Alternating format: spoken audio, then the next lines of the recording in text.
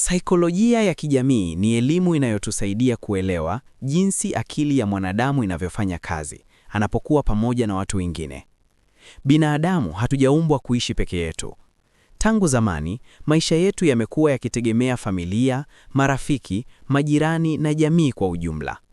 Ndiyo maana akili ya mwanadamu hubadilika sana inapokuwa kwenye mazingira ya kijamii. Jamii ni kama kioo kinachotuonyesha sisi ni nani. Bila watu, usingeweza kujua kama wewe ni mcheshi, mpole, mkali au kiongozi. Unapochekesha watu wakacheka, unaanza kujiamini. Unapopongezwa, unaanza kujiona wa thamani. Unapokosolewa, unaanza kujitafakari. Ndiyo maana mtu anaweza kuwa mchangamfu sana akiwa na marafiki zake, lakini akawa mpole sana akiwa mbele ya wakwe au viongozi. Huyo si mtu mwingine, ni akili ile ile, ila mazingira ndiyo yamebadilika. Sasa, kuna nguvu kubwa sana inayoitwa nguvu ya mkumbo. Umewahi kujikuta unacheka utani usiouelewa au unakubali jambo unalojua si sahihi kwa sababu tu kila mtu mwingine amekubali? Hiyo sio udhaifu, ni programu ya zamani ya akili ya kutafuta usalama ndani ya kundi. Zamani, kutengwa na kundi kulimaanisha hatari kubwa, hata kifo. Ndiyo maana hadi leo akili ya mwanadamu inaogopa sana kuwa tofauti.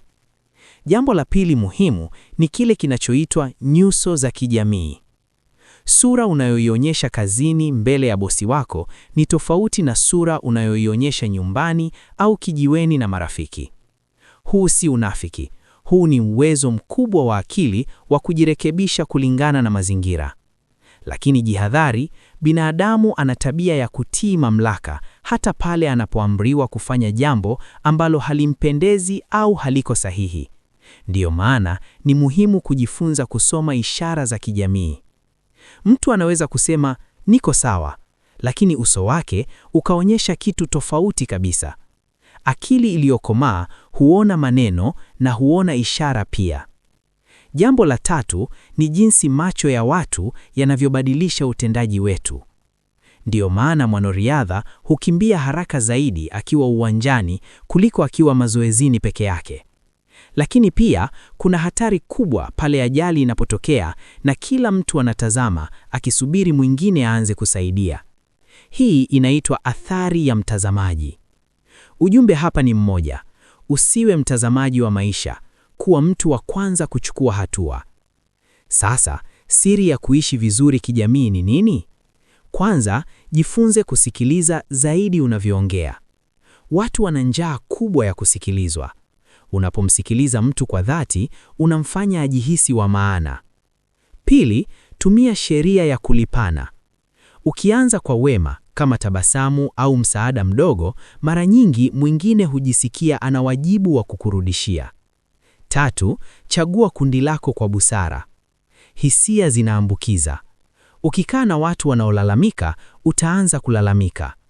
Ukikaa na watu wanaoona fursa, akili yako itaanza kuwaza maendeleo. Mwisho, kumbuka hili: watu wenye furaha zaidi duniani sio wale wenye pesa nyingi pekee, bali ni wale wenye mahusiano mazuri na watu wengine. Bila jamii, akili ya mwanadamu huanza kudhoofika. Unaweza kuchagua kuishi kama robot wa mazingira yako, au unaweza kuchagua kuwa nahodha wa maisha yako kwa kujielewa. Je, umewahi kufuata mkumbo ukajuta baadaye? Au ni tabia gani ya marafiki zako unahisi umeanza kuiga? Tafakari na anza kujitambua.